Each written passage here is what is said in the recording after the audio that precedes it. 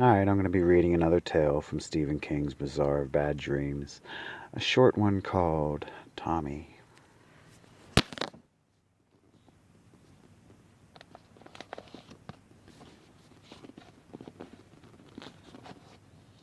There's a saying, if you can remember the 60s, you weren't there. Total bullshit, and here's a case point. Tommy wasn't his name, and he wasn't the one who died, but otherwise this is how it went down. Back when we all thought we were going to live forever and change the world. Tommy died in 1969. He was a hippie with leukemia. Bummer, man. After the funeral came the reception at Newman Center. That's what his folks called it, the reception. My friend Phil said, "Isn't that what you have after a fucking wedding?" The freaks all went to the reception. Daryl wore his cape. There were sandwiches to eat and grape drink in Dixie cups. My friend Phil said, "What is this grape shit?" I said it was Zarex. I recognized it from MIF. "What's that shit?" asked Phil. "Methodist Youth Fellowship," I said.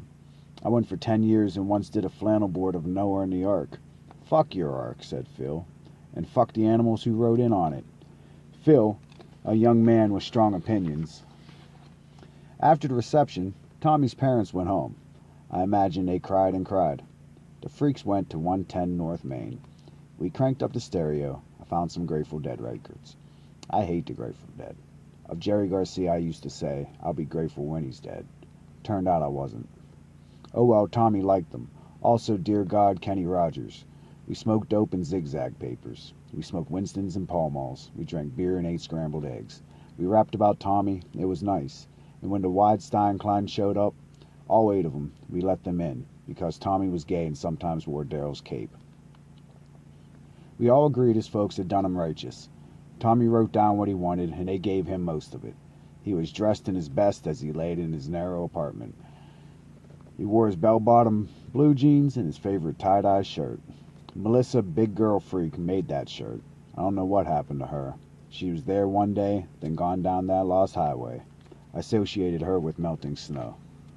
Main Street in Orono were gleams so wet and bright it hurt your eyes. There were the winter the lemon pipers sang, "Green Tambourine." His hair was shampooed. It went to his shoulders. Man, it was clean. I bet the mortician washed it. He was wearing his headband, with the peace sign stitched in white silk. He looked like a dude, said Phil. He was getting drunk. Phil was always getting drunk. Jerry Garcia was singing Truckin'. It's a pretty stupid fucking song. "Fucking Tommy," said Phil. "Drink to the motherfucker." We drank to the motherfucker. "He wasn't wearing a special button," said Indian Scrontus. Indian was the Wild Stein Club. Back then, he knew every dance. These days, he sells insurance in Brewer. We told his mother he wanted to be buried wearing his button.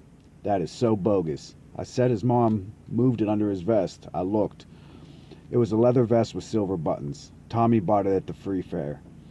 I was with him that day. There was a rainbow, and from a loudspeaker Canned Heat sang, "Let's work together." "I'm here and I'm queer," said the button. His mother moved it beneath his vest. "She should have left it alone," said Indian Scrontus.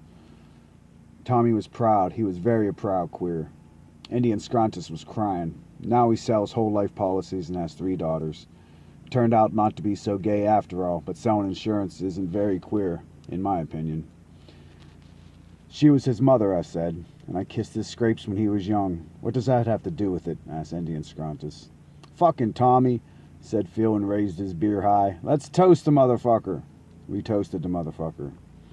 After that 40 years ago, tonight I wonder how many hippies died in those few sunshine years. Must have been quite a few. It's just statistics, man. And I was just not talking about the war. You had car accidents, you had drug overdoses, plus booze, bars fights, the occasional suicide, and let's not leave out leukemia. All the suspects is all I'm saying. How many were buried in their hippie duds? The question occurs to me in the whispers of the night. It must have been quite a few. Although it was fleeting, the time of the freaks.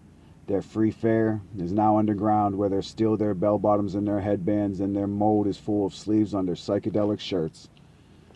The hair in those narrow room is brittle, but still long. The man's barber has not touched it in 40 years. No gray had frosted in it. What about the ones who went down clasping signs that said, "Hell no, we won't go"? What about the car accident boy buried in a McCarthy sticker on the lid of his coffin? What about the girl with the stars on her forehead? They have fallen now, I imagine, from her parchment skin. These are the soldiers of love who have never sold insurance. These are the fashion dudes who never went out of fashion. Sometimes at night I think of hippies asleep in the earth. Here's to Tommy. Drink to the motherfucker.